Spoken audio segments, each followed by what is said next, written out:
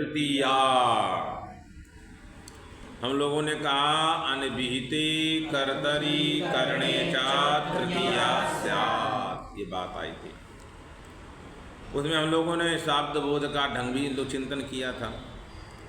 अब ये जो तृतीया होती है, इस तृतीया का अर्थ क्या है? तो लोग लिखते हैं कर्तृत्व शक्तिमान, करणत्व शक्तिमान, क्रिया कारक भाव संबंधस्य तृतीयार्थः। जो कर्तकरणयोः तृतीया से जो तृतीया होती है उसका अर्थ होता है कर्तृत्व शक्तिमान, करणत्व शक्तिमान, क्रिया कारक भाव संबंधस्य। तो आप लोगों ने शुरू में कारक के सूत्र बताए थे, शक्ति ही कारकम शक्तिमत कारक। शक्ति को कारक कहते एक पक्ष, एक कहते हैं शक्तिमान एक तरह का धर्म, और एक है शक्तिमत माने शक्त्याश्रय को कारक कहते हैं। यही बात आया। सप्तमी पंचम्यौ कारक मध्य की वृत्ति में लिखा है शक्तिद्वय मध्य। क्या लिखा वहाँ पर? कारक द्वय मध्य का शक्तिद्वय मध्य। वही सूत्र ही प्रमाण है कि कारक का मतलब होता है शक्ति ही। तो यह यहाँ तृतीया का अर्थ हुआ। हम लोगों ने रामेण बाणेन हतो वाली ये भी चिंतन किया। कर्ता किसे कहा? तो हम लोग धातु पात्र व्यापाराश्रय कर्ता। यद व्यापाराव्यवधानेन फल निष्पादकत्वं करणत्वं, करणता बाण में है, कर्तिता राम में है। राम के उत्तर जो तृतीया आई है वो कर्ण में आई है, अरे कर्ता में आई है। और बाण के उत्तर जो तृतीया आई है वह कर्ण में आई है। बाण भी कर्ण है, आगे वाला है। एतावता आश्रय अर्थ हो जाएगा, माने अभेद अर्थ हो जाएगा। तो यह जो राम है वह अपने तृतीयार्थ में कैसे जाएगा? अभेद संबंध से। कर्ण भी क्या जाएगा? भेद संबंध से। फिर वो क्या जाएंगे? राम और बाण दोनों व्यापार में जाएंगे। व्यापार कहाँ जाएगा? फल में जाएगा। फल कहाँ जाएगा? फलाश्रय में जाएगा। ये क्रम चला था। अब हम लोग चिंतन करने वाले हैं, एक बार आ रही है उपसंख्यान घटक वार्तिक है। प्रकृत्या दिव्यः उपसंख्यानम। इस में भाष्य वार्तिक में वचन द्वय है, प्रकृत्या दिव्य उपसंख्यानम। प्रकृति आदि एषान्ते प्रकृत्यादयः तेभ्यः प्रकृत्यादिभ्यः उपसंख्यानम। उप समीपे ख्यायते शब्द साधुत्वादिकम बोध्यते अनेनितुपसंख्यानम। माने प्रकृत्यादि शब्दों से भी तृतीया का उपसंख्यान करना चाहिए। किसका उपसंख्यान? तृतीयायाः उपसंख्यानं कर्तव्यम। तो आप लोगों ने पढ़ा है कि दो प्रकार की विभक्तियाँ होती हैं, एक कारक विभक्ति, एक उपपद विभक्ति। तो यह किसको मान करके आने वाली विभक्ति है? प्रकृति आदि को मान करके आने वाली है।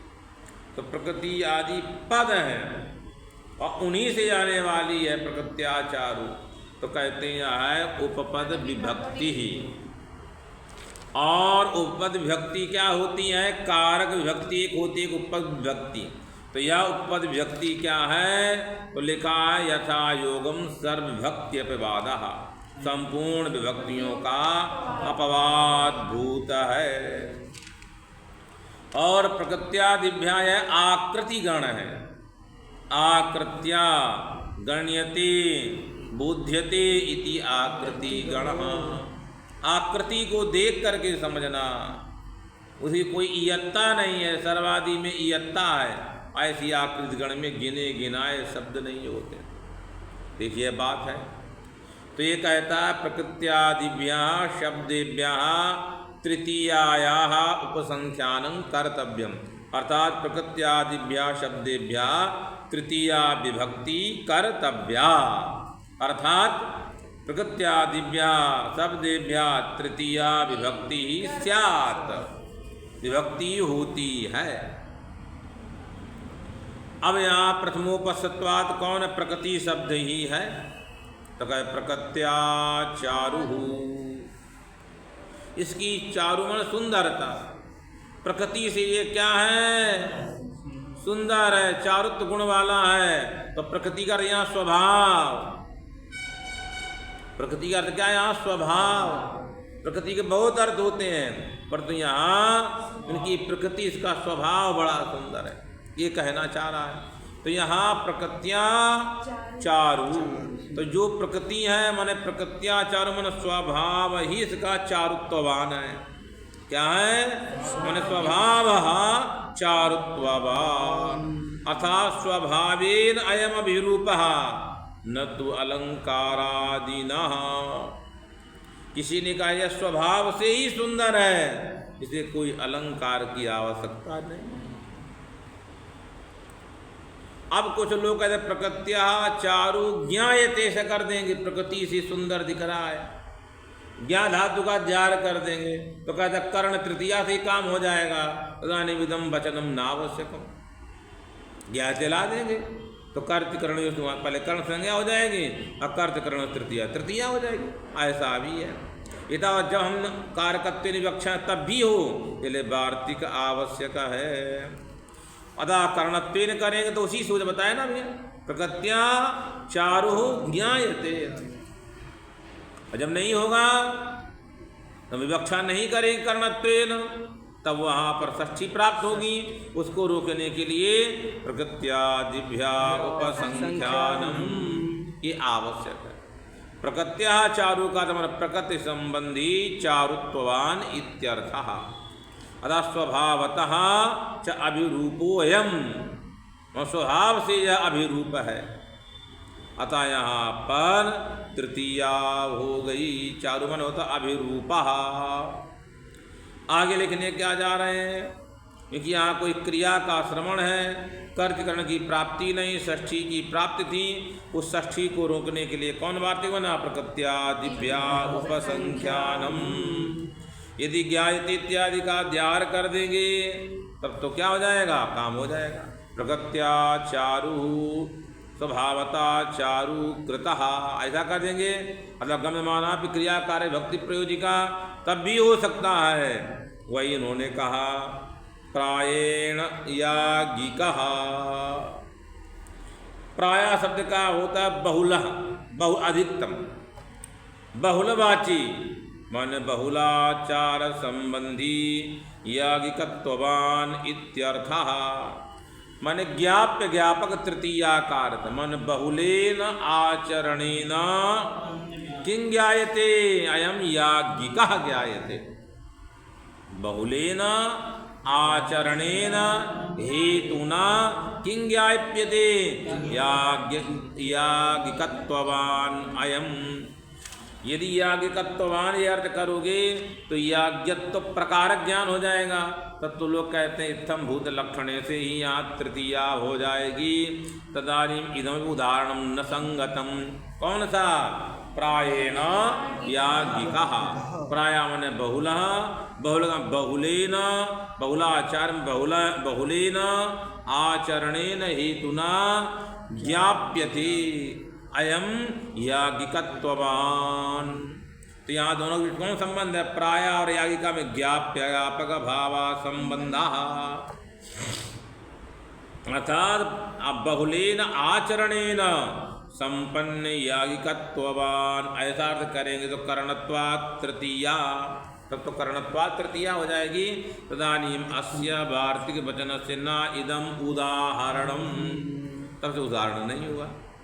अब आया गोत्रेण गार्ग्यः। जो गोत्र वही गार्ग्य, जो गात्र वही गोर्ग्य। एक तो ये कहता भेद लोग मानते इसमें गोत्रेण गार्ग्य। कुछ लोग कहते हैं गार्ग्यो अस्य गोत्रम, तो प्रथमा प्राप्त थी, उसको रोक कर क्या कह दिया? तृतीया गोत्रेण अहम गार्ग्या इति ज्ञाये। ऐसा यदि कोई कहे गोत्र के द्वारा मैं गार्ग जाना जाता हूँ, मैं गोत्र से मैं गार्ग जाना जाता हूँ, इसका मतलब लोग कहते हैं अर्थात यहाँ पर भी तृतीया सिद्धा, तृतीया अपने आप सिद्ध है, तब की आवश्यकता नहीं।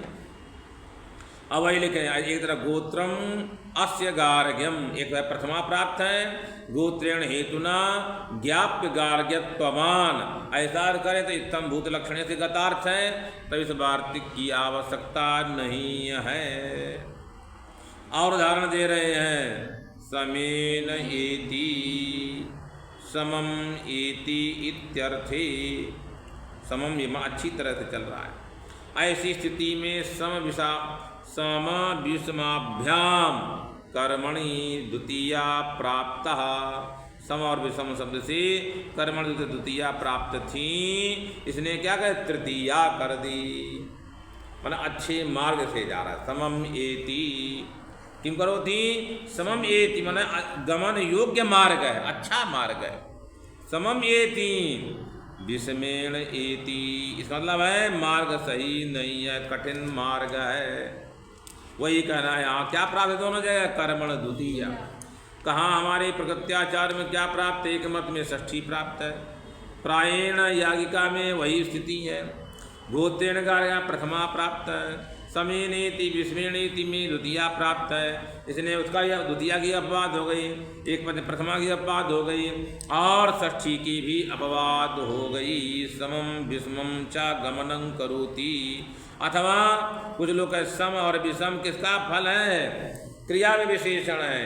अक्रिया विशेषणानाम करवत्वम क्लीवत्वम एकत्वंचा, इसका गमन समन है, इसका गमन विषम है, विलक्षण गमन है। ऐसा अर्थ करेंगे तो क्या हो जाएगा, क्रिया का विशेषण वार्तिक है, क्रिया विशेषणानाम कर्मत्वम क्लीवत्वंचा, तब द्वितीया प्राप्त थी समम विषमम, क्लीव जगह सम विषम, ऐसा कहेंगे ज्ञानम की तरह समम विषमम एति प्राप्त था, उसको अपवाद होकर रोक दिया। समेन विषमेण ऊपर पथा मार्गेण याति, यदि ऐसा अर्थ करोगे तब तो सम और विषम कर्ण बन जाएंगे, कर्ण हो जाने पर क्या हो जाए, कर्तिकर्णयो तृतीया तृतीया हो जाएगी। तथा इदम वार्तिक वचनम नावश्यकम, अर्थात सब में किसी न किसी से विभक्ति सिद्ध है। प्रकृत्याचारो ज्ञायते प्रायेण यायिकत्ववान, गोत्रेण गार्ग्यः ज्ञायते, समेन विषमेण पथा एति, तो कर्ण मान करके कहीं सब जगह क्या कर्ण मान के इत्थम भूत लक्षण मान करके अपने आप सब जगह तृतीया सिद्ध है। तर्हि इदम वार्तिक वचनम किमर्थम, स्पष्ट प्रतिपत्त्यार्थम, और कोई इसका प्रयोजन नहीं है। दुद्रोणेन ध्यान्यम क्रीणाति, द्वयोर्द्रोणयोर समाहारा द्विद्रोणम तेन द्विद्रोणेन, तो किसी द्विद्रोण समाहार द्वंद्व करें, समाहार करेंगे, असंख्या पूर्व को दिगुहु, यदि समाहार पहले कर दीजिए और उसमें क्या है और अकारांत तो स्त्रियामिष्टा हो जाएगा, घी होना चाहिए, तब कहे नहीं पात्रादिभ्यो न, ऐसा कर देंगे।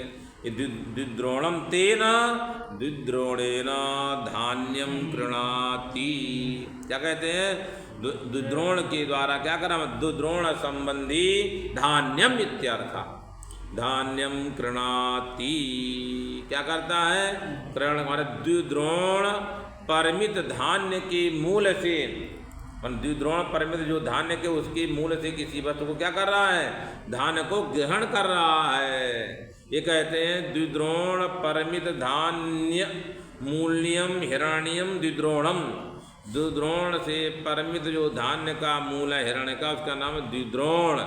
तेन क्रीणाति, ऐसा करेंगे, करणत्वादेव सिद्धि, इदम वार्तिक वचनम किमर्थम, कहे कि कोई प्रयोजन नहीं है। एक पक्ष में षष्ठी प्राप्त है तो द्विद्रोणयोर धान्यम ये प्राप्त था, सुखेन दुखेन याति, माने सुख पूर्वक जा रहे हैं, इनका गमन कितना है, आनंददायी है।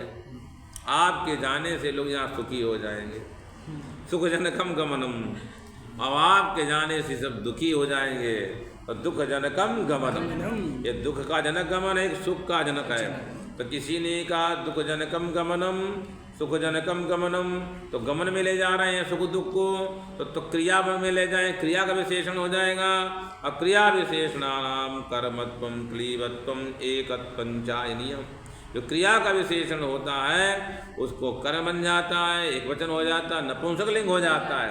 ये होता है यहाँ क्या प्राप्त था, सुखम दुखम, इसलिए उसको रोक कर क्या कह दिया, सुखेन दुखेन याति, ऐसा कर दिया। अगर कोई दिक्कत नहीं। अब जो प्रकृत्यादिभ्या में जो आदि शब्द प्रकारवाची, मन प्रकृत्यादि प्रकार के भ्या किम भवती, तृतीया भवती, इसे एक उदाहरण है। नामना सुतीक्षण, ये नाम से क्या है, सुतीक्षण है। चरितेन दांता, दांतियों का चरित है। यहाँ पर भी इसी से क्या हो जाएगी, तृतीया नाम ज्ञाप सुतीक्ष्णत्ववान धान्येन धनवान, यहाँ भी तृतीयाकार धान्याभिन्न जब धनम तदवान, अतः धान्याभिन्न धनवान इत्या बन्नित्वेन बन्निम जानीयाम, तो पूछ ना घटत्वेन घटम हम जानीयाम, यहाँ घटत्व प्रकार का, यहाँ तृतीया अर्थ है बन्नित्व प्रकार का, बन्नि ज्ञानवान अहमस्मी, ऐसे ऐसे कई जगह प्रकारत्व तृतीया अर्थ प्रकृत्यादिभ्या से हो जाएगा।